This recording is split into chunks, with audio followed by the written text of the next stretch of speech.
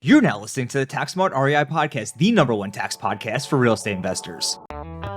Hey, thanks for tuning into this week's episode of the Tax Smart REI podcast. Today, Ryan and I are going to be talking about STR Loophole Audits. The ever popular STR loophole has been used by countless investors and helped them save tens, if not hundreds of thousands of dollars in taxes.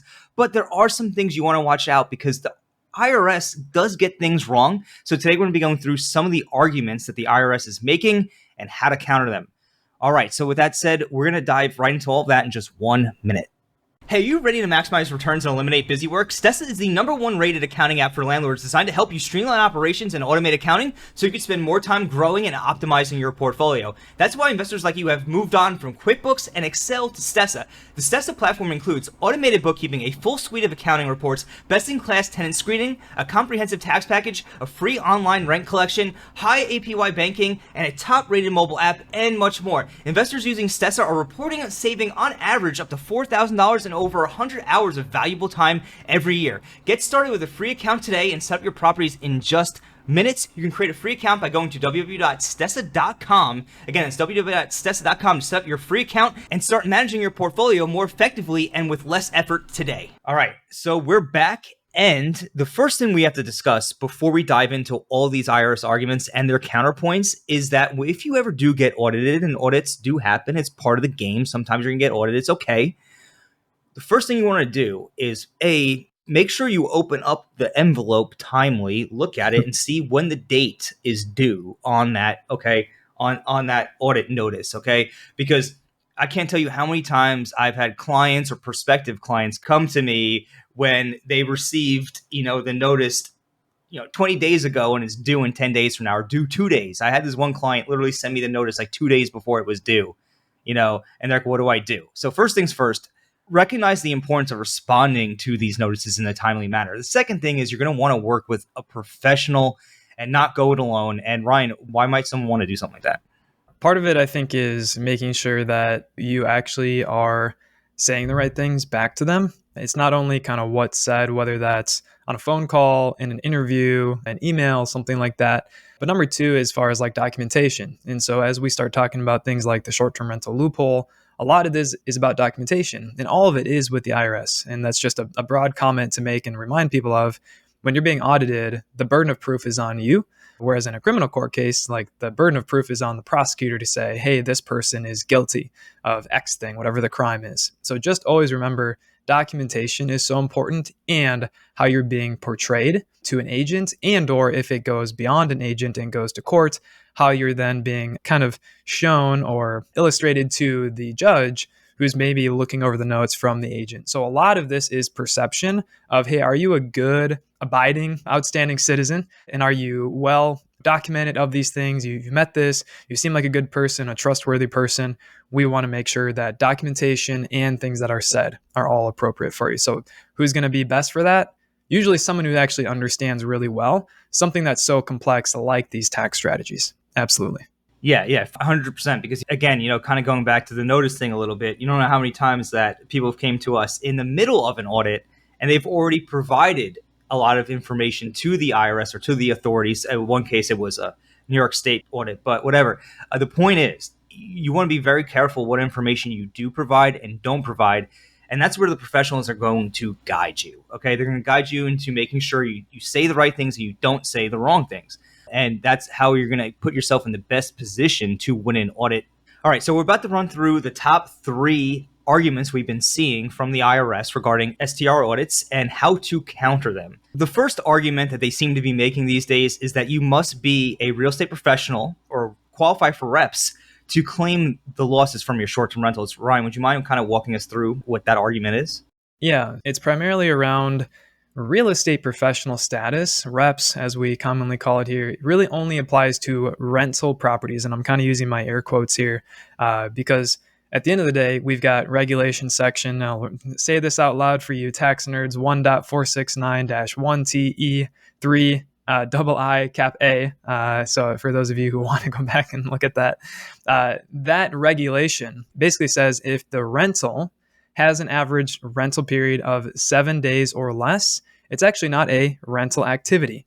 So One comment I just want to make there is 7 days or less. That really does mean 7.000000 or less, but that's really common for short-term rentals, vacation rentals, Airbnbs, whatever you want to call them, where most of people I've worked with, for example, they're doing mostly like weekend stays. Their average might be 3 to 4 nights, right, over the course of the entire year. So as soon as we get into an average below 7, now the IRS, through this regulation, which is not the code, and we could always talk about that in a future part or a future podcast, but at the end of the day, it's a regulation coming out from the IRS saying, hey, that's actually not a rental property. And so we're basically saying from that regulation section, it's not considered a rental property in relation to kind of the broader scope of real estate professional status. So kind of the separation between short-term rentals, less than 7-day average, and long-term rentals, basically anything above 7, kind of real estate professional status. So we see them as two completely separate types of activities or rental properties, and therefore reps is really not appropriate. And then the last thing I'll just say, Tom, and I want to hear your comments too, but practically speaking, you want to have some sort of an average stay calculation. That's going to put you in a good position. How do you do that? For example, if you're doing Airbnb, like probably most of you listening, just go to your reservations list, filter for the actual year, right? Say we're in 2023. Filter for that year, January 1st to December 31st. Download that. It's going to show you all your stays, your reservations through the whole year. Simply do an equals average calculation on that spreadsheet. Boom. Now you've got your documentation, and that should be good enough as far as just showing them, hey, I've calculated this beforehand. Look, here's my average stay. It is not a rental property, and therefore real estate professional status is irrelevant. Any comments there, Tom? I think you covered a lot of it there. The one comment that I would say is that you definitely want to make sure that you have the citations available too for your tax positions, because if you're working with a group like us, for example, we're obviously going to know where to find these citations. But if you're working with another CPA or another tax attorney, you may need to point them to where to find these citations out there so that they can actually help you as well. Hey, are you tired of working with generalist CPAs that tell you can't use the real estate professional status, the short-term rental loophole, or cost segregation studies, or worse, have no idea what these things are? If so, it's time to elevate your game and work with a CPA firm that gets it. Here at Whole CPA, we worked with thousands of investors, helping them save millions of dollars in taxes through proactive tax strategy and planning, tax preparation, and outsourced accounting solutions. So if you're ready to elevate your game, make tax filing painless, and save thousands of dollars in taxes, what are you waiting for? Just head on over to www.therealestatecpa.com/podcast to request an initial consultation today. We are accepting clients for the 2023 and 2024 tax years, so if you're looking to make a change, you have nothing to lose. Again, you can request an initial consultation by visiting www.therealestatecpa.com/podcast. We look forward to hearing from you and learning more about your situation and how we can help. But for now, we'll dive right back into today's episode. So the bottom line here is with the real estate professional status and the short-term rentals, you do not need to be a real estate professional to claim the short-term rental loophole as long as your short-term rental has an average period of customer use of 7 days or less, or 30 days or less, and you provide substantial services. And I know we're going to be digging into that in just a second, but just make sure that the IRS doesn't take advantage of you there. You do not need to be a real estate professional. All right, so moving right along, we have the second argument that they seem to be making these days, which is that you should have to report your short-term rental on Schedule C, which is normally where businesses are found, not Schedule E. So that's erroneous, all right? So the first things first is short-term rentals generally will go on Schedule E unless you're providing substantial services. But basically what the backstory behind this is that an IRS agent claims if you don't have a quote-unquote rental activity, then you must report on Schedule E, and you are now subject to SE taxes or self-employment taxes, that 15.3% tax we all love. And so the defense for this is found under Section 1402A1, and it says that rental income is excluded from self-employment taxes unless you are quote-unquote a real estate dealer. And real estate dealers are typically going to be developers or flippers who are buying properties and renovating them or developing them for resale and not rental. And here, as a short-term rental owner, we're typically buying these things to rent them out, and that's the purpose of the short-term rental, right? Additionally, there's more evidence here, okay?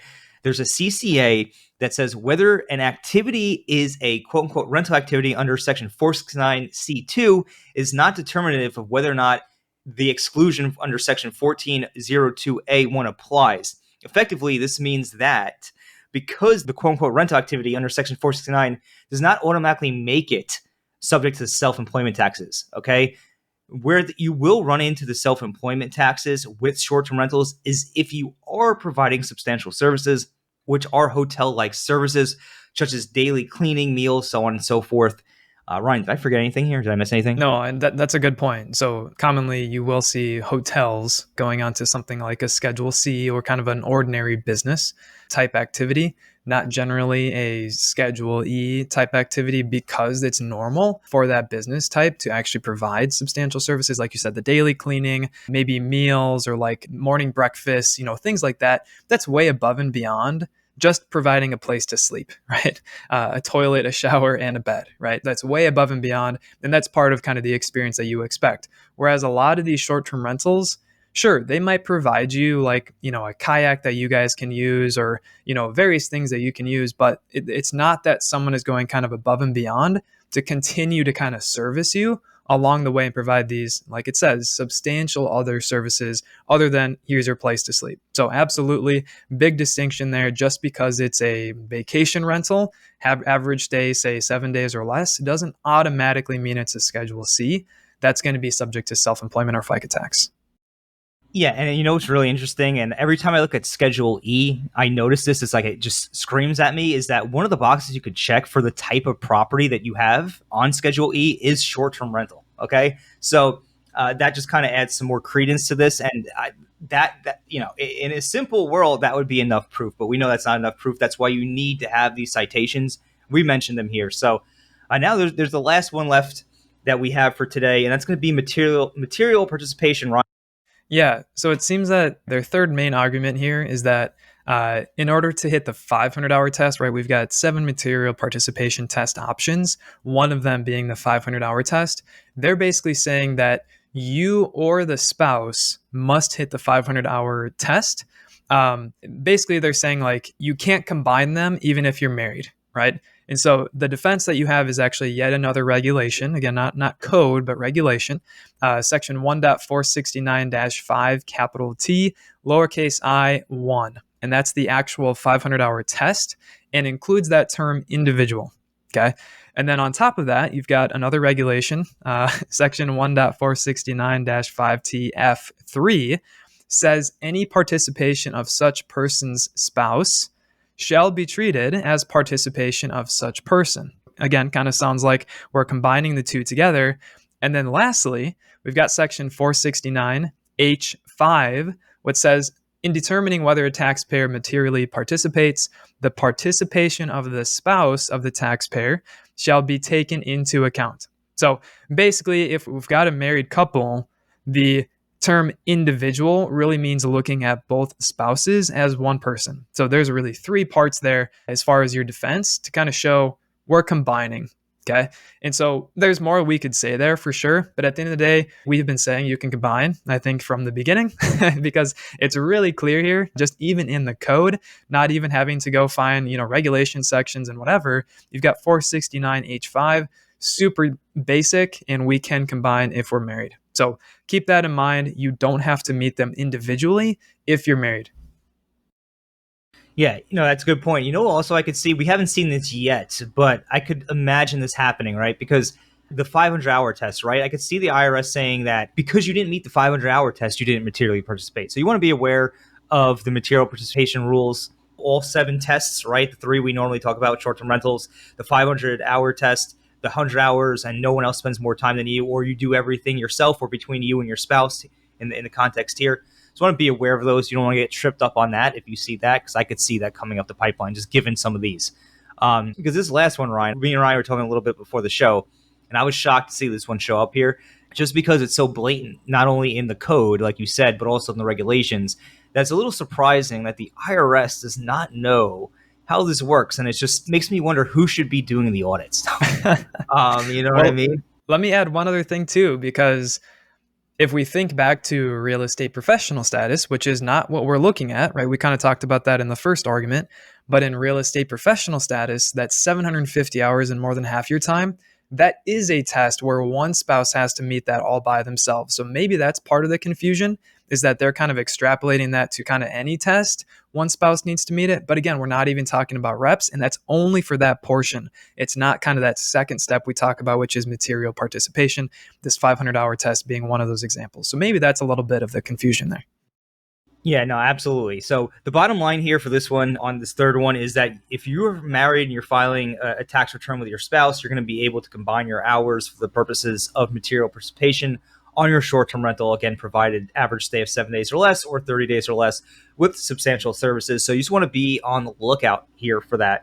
Ryan, any final comments on this before we wrap this up today? I think you made some good points about, hey, you see a letter in the mail from the IRS, please open that. That is action step number one. Please open that as soon as possible and send that to your current tax preparer, or find another tax preparer who can help you. A lot of people these days are using TurboTax. We've had a course and we'll continue to have a course on using the short-term rental strategy, even using TurboTax if you're kind of DIYing it. But at the end of the day, even as I was kind of going through the course and preparing that for people, it's so nuanced, and the temptation, if you're using something like TurboTax, is that you're just going to claim reps. Okay. That is not what we're talking about, right? We've just talked about that on the first argument, but the temptation is simply to say, oh, I've met reps. That's the only way I can find to use the losses and make them non-passive to offset my W-2 or business profits. Well, if you've got a line down there, Schedule E, page 2, the last row on there, it's like row 43 or 45. You will see the row says reconciliation for real estate professionals or something like that. If you've got a number there, you are basically, in my mind, claiming to the IRS, I meet reps. Okay. Now we're not talking about the short-term rental strategy, and now you've kind of misappropriated what's being claimed on there. And now they might say, hey, you said reps, right? Prove to us. And otherwise, I think they're going to have to say, well, you didn't meet this. Sure, you might have meant this, but just kind of know, again, I'm kind of derailing here, but yes, open your mail. 2, make sure that you're actually thinking about what's being claimed on your tax return first and foremost. 3rd, make sure that you actually are working with a tax professional who can help you in an audit, help you think through the communication or the documentation that's going to need to be provided.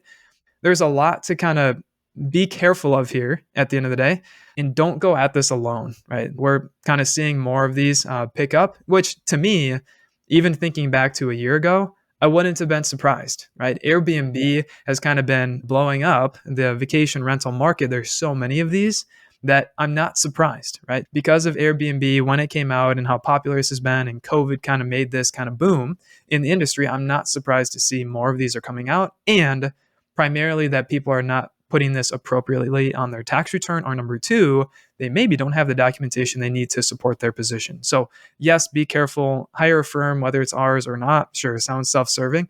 At the end of the day, it's kind of like you're being sued, except for this is for taxes, right? What do? Hey, I'm going to go talk to my attorney. Nope, I'm not going to say another word. I need my attorney, blah, blah, blah. Great. You could kind of be saying a similar thing. Hey, I'm not going to say another thing until I go get my tax preparer, my CPA to help me on this. Kind of a similar, not maybe apples to apples, but very similar in my mind. Yeah, no, I totally agree on that point there. Like if I were to get sued right now, the first thing I'm doing is calling my attorney. Like that's the first thing that's happening. Like I wouldn't even probably look at it much more until I was on the phone and had to read it to him, But yeah, you definitely want to work with professionals on this.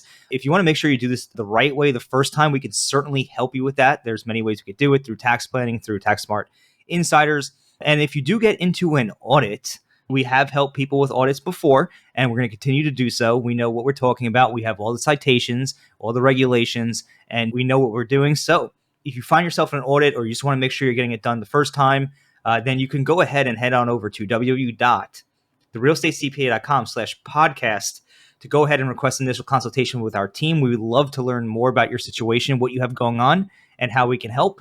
And last but not least, we're always hiring. So if you are listening to this, if you are a tax professional, you're an EA, you're a CPA, okay, and you're looking for a change, we're in the summer now, okay? It's a great time to change. Great time during the summer months. Nice and kind of relaxed, a little bit more relaxed than busy season, that is, at least. So if that's you, if you're looking for a new role, www.therealestatecpa.com/careers. Go ahead and apply for one of the open positions, and we look forward to learning more about you as well. And that's about it for today. We'll catch you on next week's episode of the Tax Smart REI podcast.